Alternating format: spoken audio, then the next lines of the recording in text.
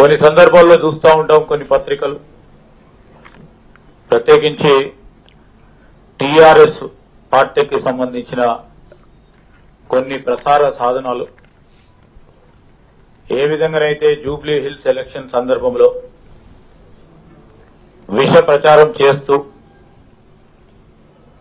ప్రజలను పక్కదారి పట్టించే ఒక ప్రయత్నం చేసినారు, మరొకసారి అదే విధమైన ప్రయత్నం చేయబోతా ఉన్నారు.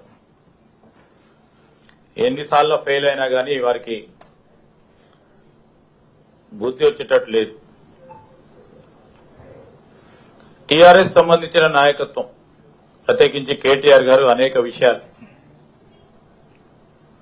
పత్రికలను ఉద్దేశించి ఈరోజు మా పార్టీకి సంబంధించి మా ప్రభుత్వ పరంగా కేబినెట్ తీసుకున్న నిర్ణయాల విషయంలో కొన్ని ఆరోపణలు చేశారు. 10 సంవత్సరాల కాలం పాటు సుదీర్ఘ అనుభవం మంత్రిగా ఉన్న కేటీఆర్ గారు ఈ విధంగా మాట్లాడుతూ ఉన్నారంటే ఇప్పటికైనా వారి ఆలోచన ధరలో మార్పు రావాలి. సరే, మాకు కూడా మంచిదే, ప్రజలకు మరొకసారి మా విధానపరమైన నిర్ణయం చెప్పుకోవడానికి ఆస్కారం కల్పించారు. మేము గత ప్రభుత్వం లాగా ఇష్టారాజ్యంగా అడ్డగోలుగా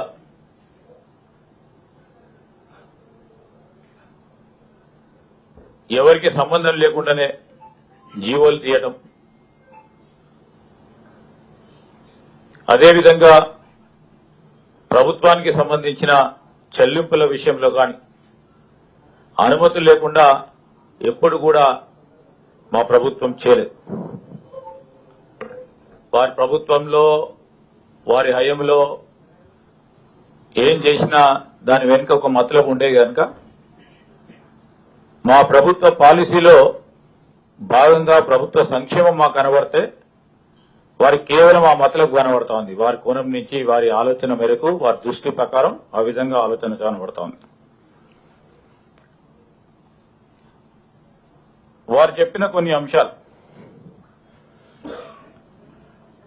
మొన్న ప్రభుత్వ పరంగా తీసుకున్న కేబినెట్ లో పరంగా నిర్ణయాలు తీసుకున్నాం. ఆ నిర్ణయాలకు అనుగుణంగానే ఈరోజు మేము తీసుకొస్తా ఉన్న కొత్త పాలసీలో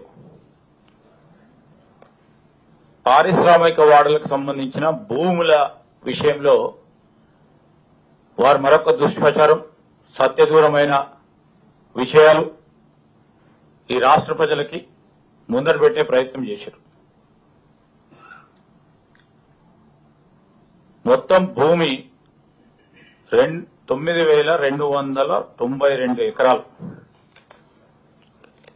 ఆ 9,202 ఎకరాలకు సంబంధించి వారు చెప్పారు. సరే, దాంట్లో ప్లాటెడ్ ఏరియా 4,740 ఎకరాలు. స్పష్టంగా ఏ విధంగా వారు చెప్పడం అనేది సూచసాగే చెప్పిన ఆ దొడ్లాతనము అక్కడే కనబడదు.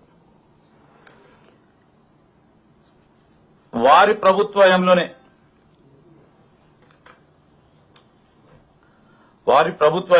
ఓ 3 జీవోలు తీసుకొచ్చారు. ఆ జీవోలకు సంబంధించి ఈ పారిశ్రామిక వాడలకు సంబంధించి పరిశ్రమలకు ప్రోత్సాహం చేయాలని ఒకటి లీజ్ ల్యాండ్స్ ఉంటాయి. పరిశ్రమలను ప్రోత్సాహం చేయాలని ప్రభుత్వం అనేక సంవత్సరాలుగా ఇండస్ట్రీస్ పరంగా ఒక రేటును ఏర్పాటు చేసుకొని ఆ రేటు పరంగా పూర్తి స్థాయిలో ఉన్న ఆ భూముల పరంగా ఉన్న హక్కులను ఆ పారిశ్రామికవేత్తలకి, చిన్న మధ్య పెద్ద పారిశ్రామికవేత్తలకి ఇచ్చి దాన్ని ఫ్రీ హోల్డ్ ల్యాండ్ గా గుర్తించడం జరుగుతుంది.